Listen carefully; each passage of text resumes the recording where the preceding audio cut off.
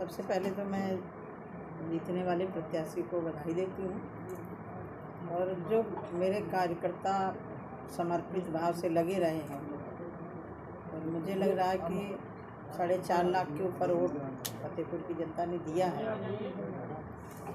इसके लिए मैं सभी कार्यकर्ताओं का और अपने मतदाताओं का आभार व्यक्त करती हूँ। भारतीय जनता पार्टी के नेतृत्व का भी आभार व्यक्त करती हूँ। शायद मुझे लग रहा है कि मुझे उम्मीद से ज़्यादा मिला है। जो परिस्थिति फतेहपुर की बनी हुई थी उससे ज़्यादा मुझे परिणाम मिला है, मैं इतना कह सकती हूँ, क्योंकि मुझे 15 दिन पहले से लग रहा था कि कुछ गड़बड़ ज़रूर है। लेकिन जो हमारा ज़मीनी कार्यकर्ता था वो तन मन से लगा रहा है। उसका परिणाम यह है कि 4.5 लाख 5 के लगभग वोट मिला है। दूसरा, मुझे ऐसा लग रहा है कि फतेहपुर में जो काम हमने शुरुआत की थी उसमें कहीं ना कहीं विराम जरूर लगा है और ऐसा लग रहा है कि फतेहपुर, यदि मैं सदर की बात करूं, मुझे लग रहा है कि सर्वाधिक काम फतेहपुर सदर में हुआ है। चाहे मेडिकल कॉलेज हो, केंद्रीय विद्यालय हो, पाइपलाइन गैस हो, सीवर लाइन का पैसा स्वीकृत करवाना हो, इन्हीं काम की दृष्टि से फतेहपुर में जो हुआ है मुझे लग रहा है कि उसमें कहीं ना कहीं ब्रेक लगा है।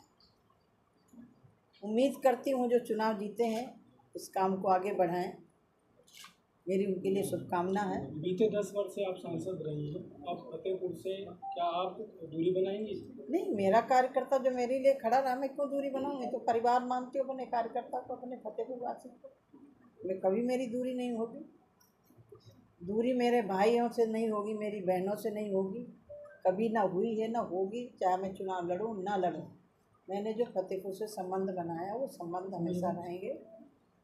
हाँ, इतना ज़रूर है कि जिन लोगों ने मोदी जी के इस मुहिम में रोड़े अटकाए हैं उनको ज़रूर चिन्हित करके ऊपर बात करेंगे।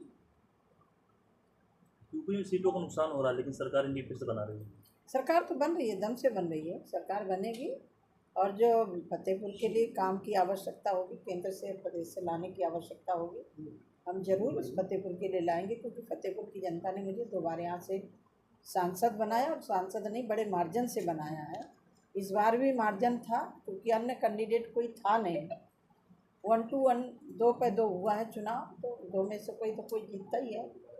फिर भी मेरे जो साथियों ने, मेरी कृष्णा जी बैठी हुई हैं, पूरी मेहनत की है बहुत, आशीष जी बैठे हुए हैं, पूरी जितनी टीम बैठी हुई है, ये पूरी मेहनत करने वाली टीम है।